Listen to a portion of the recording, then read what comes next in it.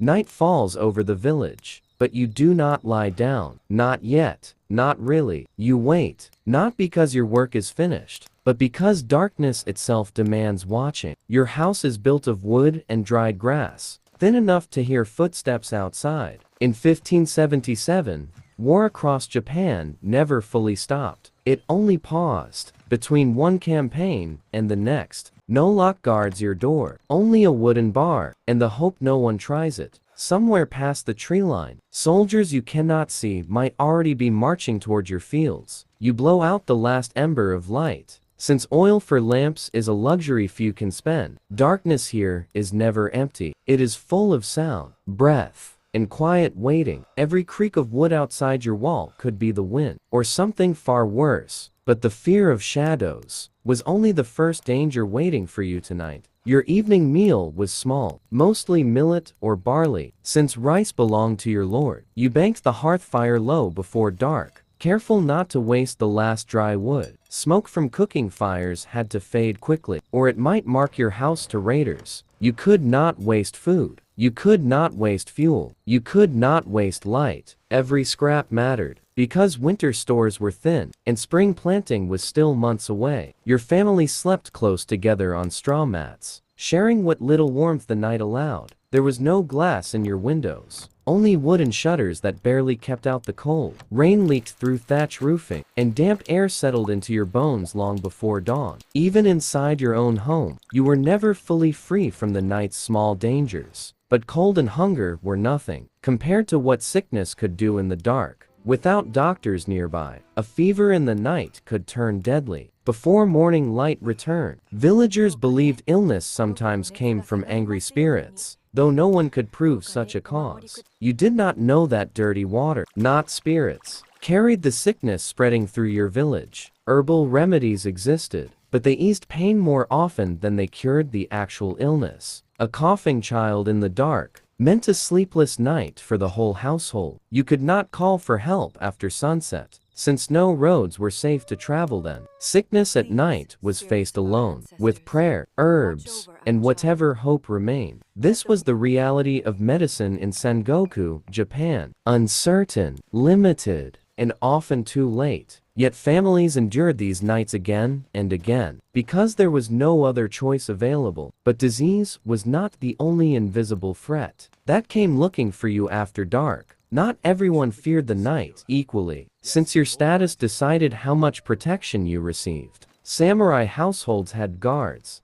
gates, and weapons. Things ordinary peasants could never afford to own. Your labor already belonged partly to your lord, paid in rice measured by the koku, a unit of grain. If soldiers demanded food or shelter for the night, you had no lawful way to refuse them. Daimyo, the regional lords who ruled through war and law, decided how safe your village truly was. You worked the fields by day and worried through the night, with little control over either. This inequality did not pause after sunset. It simply became harder to see. This was hierarchy. This was tribute. This was the price of living under a lord's protection. Even your fear had a rank, since the powerful slept more safely than the poor. But protection from your lord came with rules that governed even your quietest hours. Many villages under Sengoku rule enforced a curfew, forbidding movement once darkness fully settled in. Breaking curfew without good reason could bring suspicion, questioning, or worse, from patrolling soldiers. Watchmen walked set paths through the village, listening for anything that sounded out of place. You learned to recognize their footsteps, so you would not mistake them for danger. Checkpoints on roads controlled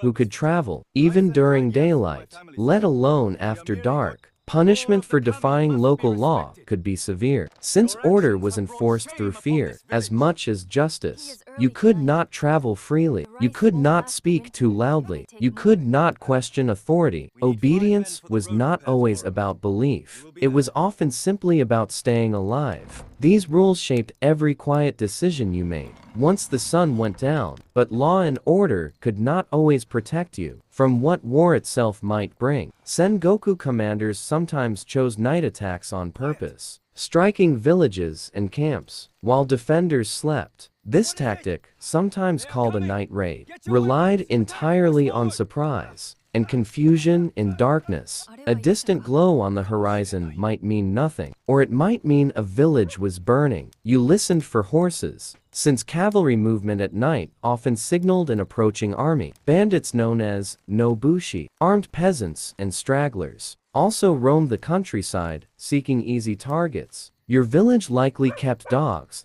specifically, to bark at unfamiliar footsteps in the dark. Some communities rang temple bells, or beat drums, to warn neighbors of approaching danger. You could not fight trained soldiers, so your only real defense was early warning. Fire was both weapon and disaster, since wooden villages burned fast once flames caught hold. But fire itself held a hidden danger that few people fully understood at the time. At night, no one could easily judge how fast wind might carry flame between houses. Some believed fire spread because of ill fortune, or divine anger sent down upon them. In truth, it was simple physics: dry thatch, close buildings, and wind feeding the blaze. Firefighting tools were crude, mostly buckets, hooks, and desperate hands working in darkness. A single spark from an enemy raid could destroy an entire village before dawn. This was why night watches mattered so much. They were often the only warning anyone got. Soldiers passing through sometimes requisitioned grain, animals, or shelter without asking permission first. Refusing such demands could mean violence, since armed men held all practical power at night. Women in the household faced particular danger during these encounters, with little legal protection available. But even survival that night did not guarantee safety once morning finally came. Death was never far away in Sengoku, Japan, whether from war, illness, or simple misfortune. Families sometimes woke to find neighbors gone, taken by soldiers, sickness, or the road itself.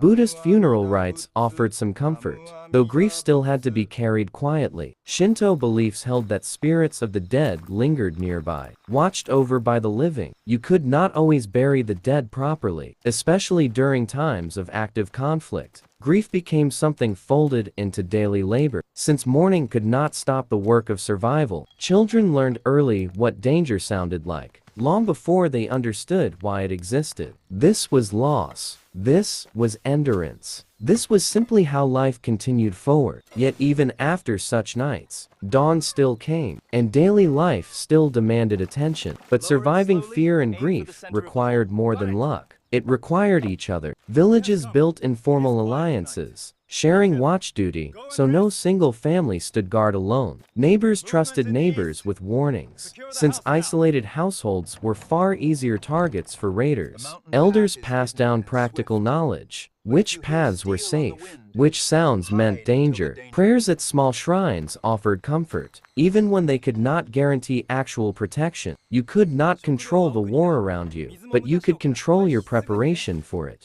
Storing grain in hidden pits helped families survive both raids and unpredictable harvests. Cooperation among peasants was not kindness alone. It was a practical strategy for survival. Even simple acts, like keeping dogs fed and alert, became part of village defense. Over years of repeated conflict, communities adapted their homes, habits, and expectations of safety. This adaptation did not remove fear. It simply made fear more manageable to live with. By 1577, many villagers had lived their entire lives under this uncertain rhythm of war. Night after night, the same quiet vigilance repeated itself across the countryside. You learned to sleep lightly, to wake instantly, and to move without panic. This constant readiness became, over time, simply another ordinary part of daily life. No single night defined survival. It was the accumulation of thousands of nights like it. Peace was not guaranteed by any law or lord. Only endurance offered any real certainty. You did not know if tomorrow would bring calm fields or burning rooftops. Still, families rose each morning, rebuilt what was lost, and prepared for another night. Survival in Sengoku, Japan was not a single act of bravery, but a daily habit. In the end, it was not the sword, but this quiet endurance that carried people through the war.